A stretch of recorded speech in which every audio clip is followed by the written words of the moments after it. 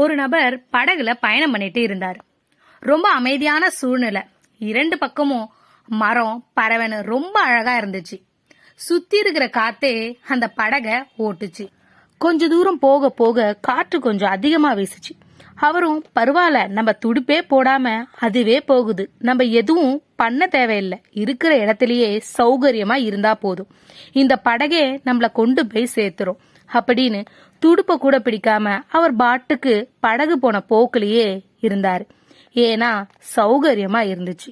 காத்து இன்னும் அதிகமா வீசி இப்படி அப்படின்னு ஆட ஆரம்பிச்சிச்சு.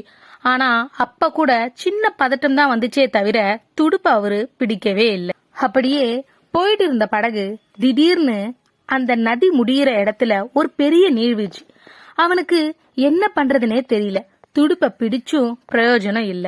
வேற வழி இல்லாம நீர்வீழ்ச்சியில விழ வேண்டியதாயிடுச்சு. இந்த மாதிரி தாங்க இந்த கம்ஃபர்ட் ஜோனுன்றது.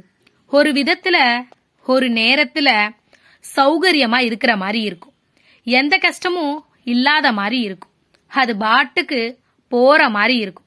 ஆனா எப்போ அந்த நீர்வீழ்ச்சி வரும்னு தெரியாது. அந்த நீர்வீழ்ச்சி வரத்துக்கு முன்னாடி நம்ம சுதாரிச்சுக்கணும். நம்ம எந்த பாதையில போகணும் அப்படின்றத நம்ம தான் ஏற்படுத்திக்கணும். உங்களால எப்ப முடியுமோ அப்ப அந்த துடுப்பை பிடிச்சுக்கிட்டு உங்க பயணம் எப்படி இருக்கணும்ன்றத நீங்க முடிவு பண்ணுங்க. ஆங்கிலத்துல ஒரு நல்ல பழமொழி இருக்கு, life begins at the end of your comfort zone. அதாவது கம்ஃபர்ட் ஜோன் அப்படின்ற இடத்துல இருந்து என்னைக்கு நம்ம வெளியே வரமோ அன்னைக்கு தான் நம்ம தேடுற வாழ்க்கைய நம்மளால அமைச்சிக்க முடியும்.